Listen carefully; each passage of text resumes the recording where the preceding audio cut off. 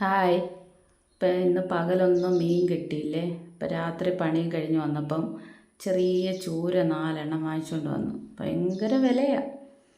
അപ്പം ഞാൻ ഓർത്ത് അതൊന്നും നമുക്ക് കറി വെക്കാം. അപ്പം നമ്മുടെ ഇന്നത്തെ അത്താഴ പരിപാടി ഒന്ന് എടുക്കാം എന്നോർത്ത് ഞാൻ മീനെല്ലാം വെട്ടി വെച്ചു.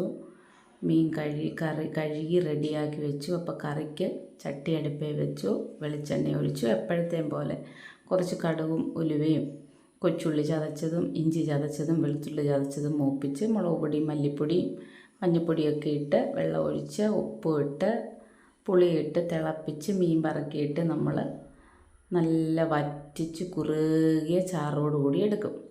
അപ്പം മീൻകറി എത്ര പെട്ടെന്നാണ് ഞാൻ പറഞ്ഞില്ലേ. മീൻകറി വെക്കാൻ അറിയാൻ വയ്യാത്തവരായിട്ട് ആരുമില്ലല്ലോ നമുക്ക്. പ്രത്യേകിച്ച് നമുക്ക് മീനിപ്പം എന്ത് കറി ഉണ്ടെങ്കിലും മീൻ വേണം എല്ലാവർക്കും. ഞങ്ങൾക്ക് മീൻ നിർബന്ധം കേട്ടോ. അപ്പം ഞാൻ പറഞ്ഞത് എന്തുവാ, ഈ ചാനൽ സബ്സ്ക്രൈബ് ചെയ്യാതെ കാണുന്നവർ കാണുമ്പോൾ ഒന്ന് സബ്സ്ക്രൈബ് ചെയ്തേക്കണേ. പിന്നെ നമ്മൾ കുറച്ച് ദിവസം കൊണ്ട് ഇപ്പം ഞാൻ വീഡിയോ സ്കൂളൊക്കെ തുറന്നതുകൊണ്ട് ജോലിക്കൊക്കെ പോകുന്നതുകൊണ്ട് വീഡിയോ ഒക്കെ ദിവസം ഇടാനും പറ്റുന്നില്ല.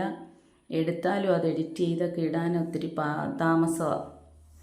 അവിടെയും ജോലി ഇവിടെയും ജോലി. അതുകൊണ്ട് പിന്നെ ഇത് സത്യം പറഞ്ഞാൽ ഇന്ന് രാത്രി എടുക്കുന്ന വീഡിയോ ഇതിപ്പം ഇട്ട് വരുമ്പോഴത്തേക്കിനും മിക്കവാറും നാളെ ഉച്ചയ്ക്കത്തെ ഊണ് സമയമാവും. ഞാൻ അതിൻ്റെ ഇടയ്ക്കൊരു ഷോർട്ട് വീഡിയോ എടുത്തായിരുന്നു. നമ്മൾ ചോറ് വിളമ്പുമ്പോൾ ഞാൻ പറയാം, ഒരു കറിയുടെ ഒരു ഷോർട്ട് വീഡിയോ എടുത്ത് അത് പെട്ടെന്ന് അപ്ലോഡ് ചെയ്തു. ഷോർട്ട് വീഡിയോ നമുക്ക് പെട്ടെന്ന് അങ്ങ് ഇടാം, പക്ഷേ ലോങ് വീഡിയോ ഇടാൻ ഇച്ചിരി പ്രയാസം.